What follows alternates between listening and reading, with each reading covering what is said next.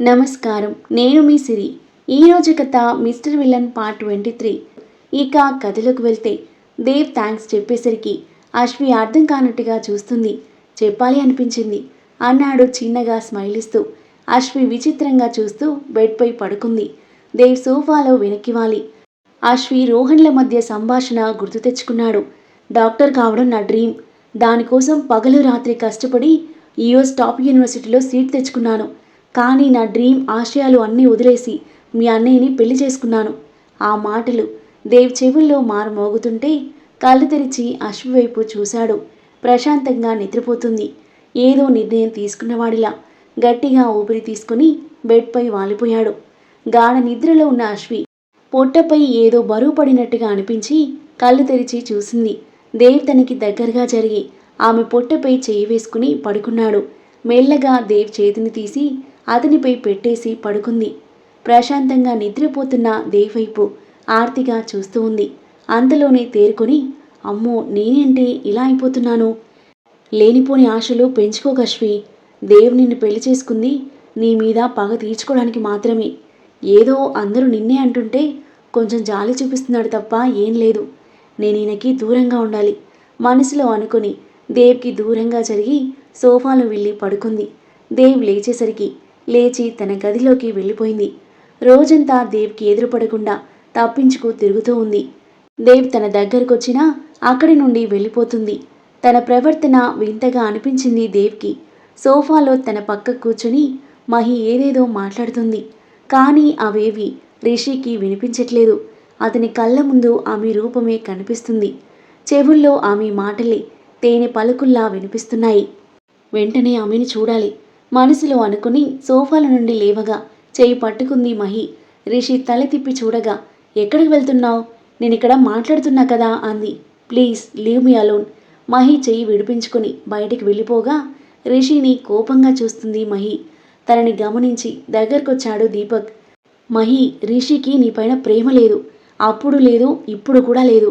Engagement తర్వాత నిన్ను కాదన్నాడు. పెళ్లి క్యాన్సిల్ చేశాడు. నీకోసం నేను అబద్ధం చెప్పాను కానీ రిషికి గతం గుర్తొస్తే మాత్రం మీ పెళ్ళి జరగదు. ఒకవేళ పెళ్లి జరిగాక గుర్తొచ్చినా మోసం చేసి పెళ్లి చేసుకున్నావని ఆ బంధాన్ని తెంపేసుకుంటాడు. నువ్వు ఇప్పటికైనా రిషిపై ఆశలు వదిలేసుకుంటే మంచిది అన్నాడు దీపక్. నేను రిషిని అస్సలు వదలను డాడ్. మా పెళ్ళి త్వరగా జరిగేలా చూడండి. ఇంకేం సలహాలు ఇవ్వకండి. కోపంగా లోపలికి వెళ్ళింది మహి. దీపక్ దీర్ఘంగా నిట్టూరుస్తూ సోఫాలో కూర్చొని ఆలోచిస్తూ ఉన్నాడు. Hi Rishi, come. ఎలా ఉంది మీ ఇల్లు, ఫ్యామిలీ? రిషి భుజం చుట్టూ చేయి వేసి లోపలికి తీసుకువచ్చాడు అర్జున్. రిషిని చూసి ఆమె మొహం ఒక్కసారిగా వెలిగిపోయింది. ఆ వెలుగు రిషి దృష్టిని దాటిపోలేదు. హాయ్ రిషి అంది చిన్నగా నవ్వుతూ. హాయ్ అమి ప్రేమగా చూస్తూ అన్నాడు రిషి. అర్జున్ వాళ్ళిద్దరినీ గమనిస్తున్నాడు. అర్జున్ కిరణ్లతో మాట్లాడుతూనే కౌంటర్లో ఉన్న అమి వైపు చూస్తూ ఉన్నాడు రిషి. కస్టమర్స్ రావడంతో కిరణ్ అర్జున్ వెళ్ళిపోగా ఆమె దగ్గరికి వెళ్ళాడు రిషి. అతన్ని చూసి కూడా పట్టించుకోకుండా తన పని తాను చేసుకుంటుంది. అమి, ఒకసారి నీతో మాట్లాడాలి అడిగాడు చాలా సౌమ్యంగా. అడుగు రిషి అంది అతని వైపు చూడకుండానే. ఇక్కడ కాదు, ప్లీజ్ బయటికి రా. లేదు రిషి, నేను కొంచెం బిజీగా ఉన్నాను అంది. నేను నీకు హెల్ప్ చేస్తాను కానీ రా అమి అని తన చేయి పట్టుకుని బేకరీ వెనక్కి లాక్కెళ్ళాడు. ఎందుకు నాతో ముందులా ఉండట్లేదు? నాకు ఎంత కష్టంగా ఉందో తెలుసా అన్నాడు బాధగా. ఆమె మౌనంగా ఉండిపోయింది. ఆమె, నాకు అక్కడ ఉండాలని అస్సలు లేదు. నాకు ఇక్కడే బాగుంది. నీతో స్పెండ్ చేసే ప్రతి క్షణం నేను చాలా హ్యాపీగా ఉన్నాను. కానీ అక్కడంతా శూన్యంలా ఉందామి అన్నాడు. ఆమె కళ్ళలో నీళ్లు తిరిగాయి. ఈరోజు ఎలాగైనా నా మనసులో మాట చెప్పేస్తానమ్మి. నేను నిన్ను అని చెప్పబోతుండగా, యువర్ ఎంగేజ్డ్ రిషి. మహి నీ కోసం ఎదురుచూస్తూ ఉంటుంది అంది ఆమె మొహం తిప్పుకొని. రిషి కళ్ళనీళ్లతో తన వైపు చూశాడు. అతని వైపు కనీసం చూడట్లేదు.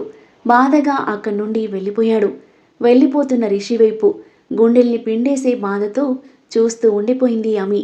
మధ్యరాత్రి అవుతుండగా మెల్లిగా అడుగులో అడుగు వేసుకుంటూ వెళ్ళి దేవ్ గది డోర్ తీసి చూసింది. అమ్మయ్య, పడుకున్నాడు. మెల్లిగా వెళ్ళి సోఫాలో పడుకుని బెడ్షీట్ కప్పుకొని కళ్ళు మూసుకుంది. అక్కడ పడుకున్నావేంటి? దేవ్ గొంతు వినిపించి చటుక్కున కళ్ళు తెరిచి చూసిన అశ్వికి తనని చూస్తున్న దేవ్ కనిపించాడు. అది నాకక్కడ కంఫర్ట్ లేదు, అందుకే వచ్చా అంది. దేవ్ అలాగే సూటిగా చూస్తుంటే, అంటే నా లెగ్ పెయిన్ కూడా తగ్గింది అందుకని అంది తడబడుతూ. దేవ్ ఏమీ మాట్లాడకుండా మరోవైపుకి తిరిగి పడుకోగా అమ్మయ్య అనుకుని పడుకుంది అశ్వి. మార్నింగ్ దేవ్ కిచెన్లోకి వచ్చేసరికి అశ్వి కాఫీ కలుపుతూ ఉంది. దేవ్ లోపలికి రావడం చూసి బయటికి వెళ్ళబోయింది. దేవ్ తను వెళ్లకుండా గుమ్మానికి మరోవైపు చెయ్యి ఆనించి అడ్డుగా పెట్టడంతో అశ్వి అలాగే ఆగిపోయింది. దేవ్ ఆమె వైపు ఓరగా చూస్తుంటే తనకి ఇంచ్ గ్యాప్లో ఉన్న అతని చెయ్యిని చూస్తూ టెన్షన్గా అలాగే నిల్చుంది. కిచెన్ దగ్గరికి వచ్చిన జయ ఇద్దరి వైపు అయోమయంగా చూస్తుంటే దేవ్ తనని గమనించి తన చెయ్యి తీసి వాటర్ తాగేసి వెళ్ళిపోయాడు. ఏమైంది తల్లి అంది జయ అశ్వి వైపు చూస్తూ. టేబుల్కి ఆనుకుని సూపర్ ఫాస్ట్ ఎక్స్ప్రెస్లా కొట్టుకుంటున్న తన గుండె మీద చెయ్యి వేసుకుని ఏదో లోకంలో ఉన్నట్టు చూస్తున్న అశ్విని నవ్వుతూ చూసి, నువ్వు నీ గుండెల్లో ఇప్పుడు ఎలా అయితే ఫీల్ అవుతున్నావో దేవబాబు కూడా అలాగే ఫీల్ అవుతున్నాడు అంది. అశ్వి వెంటనే తేరుకొని చెయ్యి తీసి జయ వైపు క్వశ్చన్ మార్క్ ఫేస్తో చూసింది. అవును, బాబు దగ్గరగా ఉంటే నువ్వు ఎలా ఫీల్ అవుతున్నావో తను కూడా అలాగే ఫీల్ అవుతున్నాడు. మీ ఇద్దరికీ ఒకరి మీద మరొకరికి ప్రేమ మొదలైంది. మీ చూపుల్లో ప్రవర్తనలో అది కనబడుతుంది. కాకపోతే ఇద్దరూ బయటపడట్లేదు అంది అశ్వి తలపై చెయ్యి వేసి. అశ్వి ఆలోచిస్తూ ఉంటే తనలో తానే నవ్వుకుంటూ వెళ్ళిపోయింది జయ. ఏంటి ఈ మిస్టర్ విలన్ కూడా నాలాగే ఫీల్ అవుతున్నాడా ఆలోచిస్తూనే తన గదిలోకి వెళ్ళింది అశ్వి. తన వెనకే దేవ్ గదిలోకొచ్చాడు. మధ్యాహ్నం 2 వరకు రెడీ అయి ఉండు, మనం బయటికి వెళ్తున్నాం అన్నాడు. ఓకే అంది అశ్వి మెల్లిగా. దేవ్ వెళ్ళబోగా దేవబాబు కూడా నీలానే ఫీల్ అవుతున్నాడు అన్న జయ మాటలు గుర్తొచ్చి ఆగండి అంది దేవ్ చేయి పట్టుకుని. దేవ్ వెనక్కి తిరిగి క్వశ్చన్ మార్క్ ఫేస్తో చూస్తుంటే అతని చేయిని వదిలి దేవ్ గుండెపై చెయ్యి ఆనించింది అశ్వి. దేవ్ ఏమీ అర్థం కాక అలాగే చూస్తుంటే అతని గుండె వేగంగా కొట్టుకోవడం గమనించి అతని కళ్ళలోకి ఆశ్చర్యంగా చూసింది. దేవ్ కూడా అలాగే చూస్తూ ఉండిపోయాడు. కొన్ని క్షణాలకు తేరుకొని అది మీ షర్ట్పై ఏదో అంటుకుంది షర్ట్పై చేతితో తుడిచినట్టు చేసి ఫాస్ట్గా బయటికి వెళ్ళిపోయి డోర్కి ఆనుకొని నిల్చుంది. అశ్వి విచిత్ర ప్రవర్తన వల్ల తన మదిలో కలిగిన అలజడిని నిలువరించడానికి హృదయంపై చేయి పెట్టుకుని చూసుకుంటూ ఆలోచిస్తూ ఉండిపోయాడు. అంటే దేవ్ కూడా నాలానే ఫీల్ అవుతున్నాడా? ఎందుకు హ్యాపీగా అనిపించింది అశ్వికి. అయినా అతనికి కోపం ఎక్కువ కదా, బీపీ ఎక్కువగా ఉండుంటుంది. అందుకే హార్ట్ వేగంగా కొట్టుకుంటుంది కావచ్చు. నేనే ఎక్కువగా ఆలోచిస్తున్నానేమో. చా, ఏంటి కన్ఫ్యూజన్? అశ్వి కూల్, ఎక్కువగా ఆలోచించకు తనలో తానే అనుకుంటూ కిచెన్లోకి వెళ్ళిపోయింది. కాసేపటికి దేవ్ తన గదిలోకి వెళ్ళిపోయాడు. దేవ్ చెప్పిన టైం కన్నా 10 నిమిషాల ముందే రెడీ అయ్యి కిందకి వచ్చింది అశ్వి. పద వెళ్దాం అశ్విని తీసుకుని కారులో స్టార్ట్ అయ్యాడు దేవ్. ఎక్కడికి తీసుకువెళ్తున్నాడు? నన్నెక్కడైనా వదిలిపెట్టొస్తాడా ఏంటి ఆలోచిస్తూ దేవ్ వైపే చూస్తుంది అశ్వి. కాసేపటికి కార్ ఆగడంతో విండో నుండి బయటకు చూసింది. మెడికల్ కాలేజ్, ఇక్కడికి తీసుకొచ్చాడేంటి అనుమానంగా చూస్తూ కార్ దిగింది. హాయ్ దేవ్, హాయ్ అశ్విత నవ్వుతూ ఎదురుగా వచ్చాడు జై. ఫార్మాలిటీస్ అన్నీ అయిపోయాయి. అశ్విత ఓకే అంటే వెంటనే అడ్మిషన్ అన్నాడు జై. అశ్వి అర్థం కానట్టుగా ఇద్దరిని మార్చి మార్చి చూస్తుంది. దేవ్ను ఫాలో అవుతూ వచ్చిన విరాజ్ కొద్ది దూరంలో కారాపి వీళ్ళని గమనిస్తూ ఉన్నాడు. సిటీలో టాప్ మెడికల్ కాలేజ్. నీకు ఈ కాలేజ్ నచ్చితే నువ్వు ఎంబీబీఎస్ చేయడానికి ఈరోజే అడ్మిషన్ తీసుకుందాం అన్నాడు. అశ్వి ఆశ్చర్యంగా చూసింది. నువ్వు చెప్పేది నిజమేనా నమ్మలేనట్లుగా అడిగింది దేవ్ వైపు చూస్తూ. అవును, ఇప్పుడున్న పరిస్థితుల్లో నేను యూఎస్కి పంపించలేను. ఇది సిటీలో బెస్ట్ కాలేజ్. నీ డ్రీమ్ని నెరవేర్చుకునే రైట్ నీకుంది అన్నాడు దేవ్. అశ్వి కళ్ళలో నీళ్లు తిరిగాయి. కానీ మీ నాన్నమ్మ ఒప్పుకుంటారా అంది అనుమానంగా చూస్తూ. అదంతా నేను చూసుకుంటాను, నువ్వేం వరి అవ్వకు అన్నాడు కన్నీళ్లను తుడుచుకుని. థ్యాంక్ యూ సో మచ్ అంది అశ్వి సంతోషంగా నవ్వుతూ. ఇది నా బాధ్యత అన్నాడు దేవ్. జై నవ్వుతూ చూసి పద అడ్మిషన్ తీసుకుందాం అన్నాడు. ముగ్గురు లోపలికి నడిచారు. ఈ పెళ్లి వల్ల మాస్టర్స్ చేయడం, డాక్టర్ కావాలనుకున్న తన కలలానే మిగిలిపోతుంది అని ఆశలు వదిలేసుకున్న టైంలో దేవ్ తన ఆశలకు ఊపిరిపోయడం పట్టరాని సంతోషంగా ఉంది అశ్వికి. పక్కన నడుస్తున్న దేవ్ను ఆరాధనగా చూస్తూ ఉండిపోయింది. నీ భార్యను కాలేజ్లో జాయిన్ చేస్తున్నావా దేవ్ కోపంగా వెనక్కి తిరిగి వెళ్ళాడు విరాజ్. విరాజ్ ద్వారా విషయం తెలుసుకున్న జగదాంబ ఆవేశంతో రగిలిపోతూ దేవ్ అశ్విల కోసం ఎదురు చూస్తూ ఉంది. కాసేపటికి ఇంటికి వచ్చిన దేవ్ అశ్విలను కోపంగా చూస్తూ దగ్గరకొచ్చింది జగదాంబ. దేవ్, ఈ పామును కాలేజ్కి ఎందుకు తీసుకెళ్లావు అన్న జగదాంబ మాటలకు తన వైపు చూశాడు. నేను కాలేజ్కి వెళ్ళిన విషయం మీకెలా తెలిసింది? అంటే నన్ను ఫాలో అవుతున్నారా అడిగాడు కోపంగా. ఇప్పుడు అది ముఖ్యం కాదు దేవ్. మన శత్రువైన దీన్ని శిక్షించకుండా దానికి నచ్చింది చేయిస్తూ ఇంకా అవార్డులు రివార్డులు ఇవ్వాలి అనుకుంటున్నావా? ఆవేశంగా అరిచింది జగదాంబ. అశ్వి భయంగా చూస్తూ ఉంది. విరాజ్, సూరజ్, నిషా గుర్రుగా చూస్తున్నారు. తనతో ఏం చేయిస్తాను, తనని ఏం చేస్తాను అనేది కంప్లీట్గా నాకు సంబంధించిన విషయం. నా విషయాల్లో జోక్యం చేసుకునే హక్కు మీకు ఎవరికి లేదు. అశ్వి పద. అశ్వి చేయి పట్టుకుని పైకి తీసుకువెళ్ళాడు దేవ్. చూసావా అత్త, నీ మనవడిని తన చెప్పు చేతుల్లో పెట్టుకుంది. ఏదో ఒక రోజు దేవ్తో మనల్ని ఇంట్లో నుండి గెంటేయిస్తుంది. సూరజ్ మాటలకు సోఫాలో కూలబడి రగిలిపోతూ ఉంది జగదాంబ. నువ్వేం పట్టించుకోకు. డైలీ నేనే నిన్ను కాలేజ్కి తీసుకువెళ్తాను. ఏం ఆలోచించకు చెప్పేసి తన గదికి వెళ్ళిపోయాడు దేవ్. అశ్వి అలాగే చూస్తూ ఉండిపోయింది. పంతులు గారిని పిలిపించి రిషి, మహిళ పెళ్లికి ముహూర్తం పెట్టించారు దీపక్. మహి సంతోషంతో గాల్లో తేలిపోతూ రిషిని హక్ చేసుకుంది. తనని విడిపించుకొని చిరాకుగా చూస్తూ అతని గదిలోకి వెళ్ళిపోయాడు రిషి. మహి కళ్ళ నీళ్లతో చూస్తూ, నువ్వు ఆ అమ్మిని ఇష్టపడుతున్నావని నాకు తెలుసు రిషి. నేనెందుకు నీకు నచ్చట్లేదు? నాకన్నా అది ఎందులో ఎక్కువ? ఉక్రోషంగా సోఫాలో కూలబడింది. బెడ్పై వాలిపోయి అమి గురించి ఆలోచిస్తున్నాడు రిషి. అమి, నీకు నా పైన ప్రేముందని నీ కళ్ళలో కనిపిస్తుంది. కానీ నువ్వు బయట పెట్టట్లేదు. నువ్వు ఒక్క మాట చెప్తే చాలమి, ఈ ఫ్యామిలీ, ఈ ఇల్లు, ఆస్తులు అన్నీ వదిలేసి నీ దగ్గరకు వచ్చేస్తాను. ఎందుకమ్మి నన్ను దూరం పెడుతున్నావు? బాధగా ఆలోచిస్తూ ఉండిపోయాడు. జయాంటీ ఏం చేస్తున్నారు? కిచెన్లోకి వస్తూ అడిగింది అశ్వి. దేవబాబు లోకేష్ బాబు గారికి జావా తీసుకురమ్మన్నారు. జావా కప్లో పోస్తూ అంది జయ. నేను తీసుకెళ్తాను. జయ చేతిలో ట్రే తీసుకుని లోకేష్ గదికి వెళ్ళింది అశ్వి. దేవ్ బెడ్పై కూర్చొని వీల్చైర్లో కూర్చున్న లోకేష్తో ఏదో మాట్లాడుతున్నాడు. అశ్వి రావడం గమనించి తల తిప్పి చూశాడు. జావా తీసుకొచ్చాను అంది అశ్వి.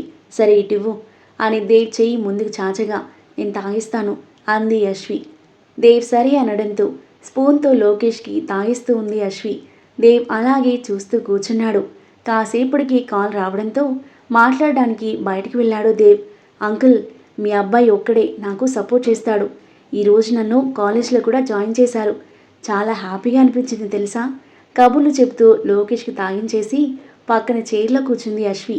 మీరిప్పుడు వేసుకునే టాబ్లెట్స్ ఏమున్నాయి? టేబుల్ ర్యాక్లో ఉన్న టాబ్లెట్స్ తీసి చూసింది. ఆ టాబ్లెట్స్ చూసి ఒక్కసారిగా షాక్ అయింది అశ్వి. అంకుల్ వాడుతున్న టాబ్లెట్స్ ఇవా? ఇవి వాడితే ఎప్పటికీ కోలుకోలేరు కదా?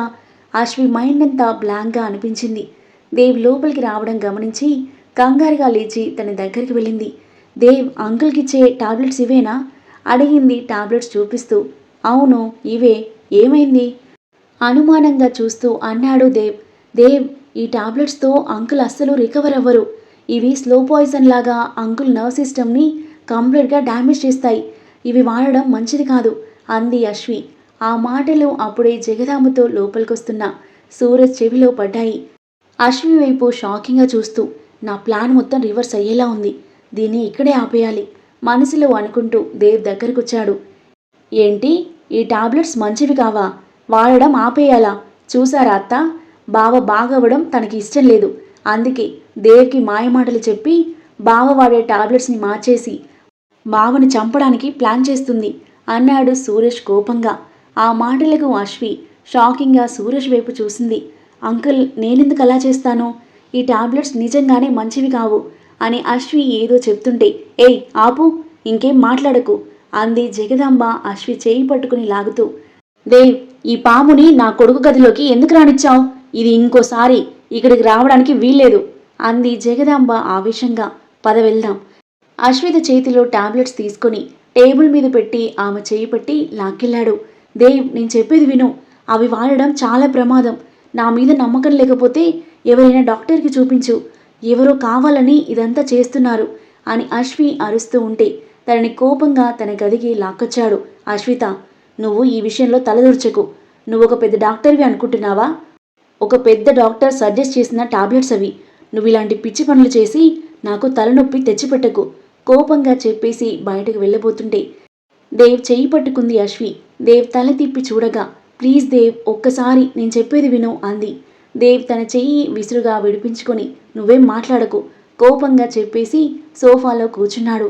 ఏం చేయాలి? ఈయనకి ఎలా చెప్తే అర్థమవుతుంది? అశ్వి దేవ్ వైపే చూస్తూ ఆలోచిస్తూ ఉంది. కాసేపటికి జయ లోపలికొచ్చింది.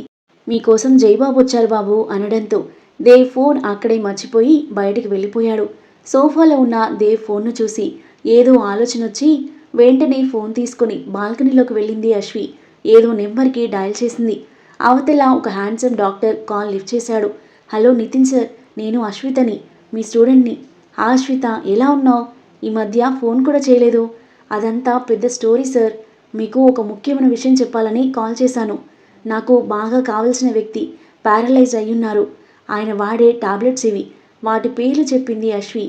వాటితో నెగిటివ్ ఎఫెక్ట్ ఉంటుంది కదా సార్, అవి కాకుండా ఆయన త్వరగా కోలుకునే టాబ్లెట్స్ మీరు సజెస్ట్ చేయరా? ఆయన్ని డైరెక్ట్గా ఎగ్జామిన్ చేస్తేనే చెప్పగలం అశ్విత. ఆయన కండిషన్ను బట్టి ఎలాంటి ట్రీట్మెంట్ అండ్ మెడికేషన్ అవసరమవుతుందో చెప్పగలం. నువ్వు అతని ఓల్డ్ రిపోర్ట్స్ తీసుకొని అతన్ని మన హాస్పిటల్కి తీసుకురా, నేను చూసుకుంటాను అన్నాడు.